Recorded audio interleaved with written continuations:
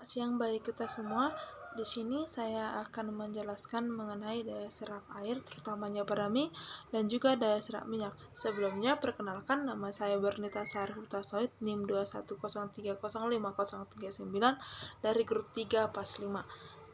Pertama, pengertian daya serap air. Daya serap air itu bisa didefinisikan sebagai suatu kapasitas atau kemampuan suatu bahan dalam menyerap dan mengikat air dalam bahan pangannya. Yang kedua, daya serap minyak dapat didefinisikan sebagai kemampuan dalam menyerap minyak dalam matriks bahan pangan tersebut.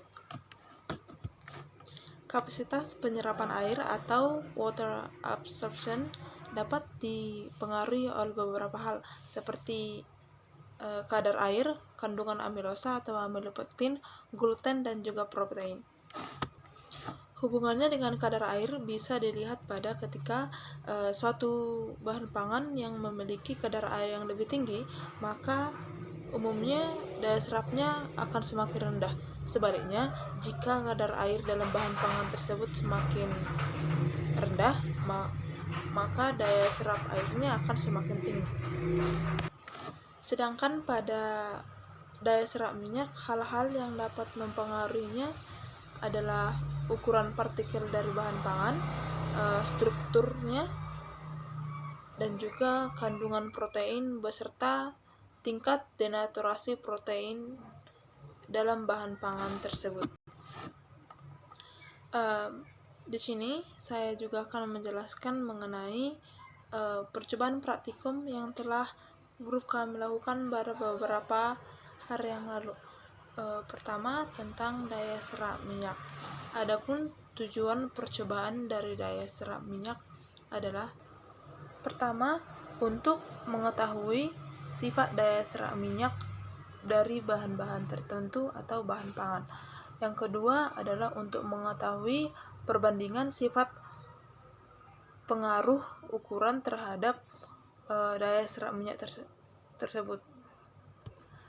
Adapun bahan yang grup 3 PAS 5 gunakan di sini adalah dada ayam dan juga minyak wijen. Dan alat yang kami gunakan yang pertama deep frying, saringan stainless, kompor portable, tirisan stainless, dan juga spatula stainless, dan juga timbangan digital.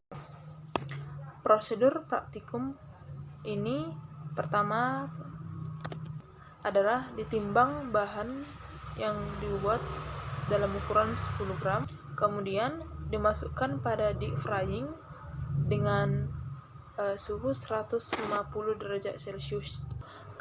Kemudian digoreng dengan jangka waktu 15 menit dalam rendaman minyak zaitun dengan ukuran setengah liter atau 500 ml. Setelah 15 menit, ayam diangkat dan ditiriskan. Ketika ayam ditiriskan, diusahakan sampai benar-benar tidak ada minyak yang tertinggal pada ayam. Ketika sudah benar-benar ditiriskan, maka minyak yang tinggal dihitung dengan rumus minyak sebelum digoreng dikurang minyak sesudah digoreng per minyak sebelum digoreng dikali 100%. Nah, hasilnya nanti akan menunjukkan berapa persen daya serap minyak yang dilakukan pada percobaan. Yang kedua adalah percobaan praktikum daya serap air. Adapun tujuan percobaan ini adalah untuk mengetahui pengaruh ukuran terhadap daya serap air pada berbagai jenis bahan. Yang kedua adalah untuk mengetahui perbandingan daya serap air pada berbagai jenis bahan pangan.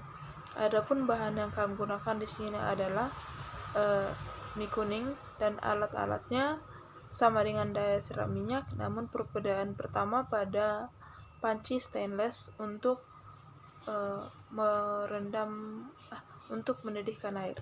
Adapun prosedur percobaan yang kami lakukan, pertama kali bahan yang digunakan ditimbang sebanyak 10 gram, kemudian yang kedua dimasukkan pada air yang sudah mendidih, lalu ditunggu selama 5 menit. Ketika sudah selesai 5 menit, bahan diangkat, ditiriskan, dan ketika benar-benar sudah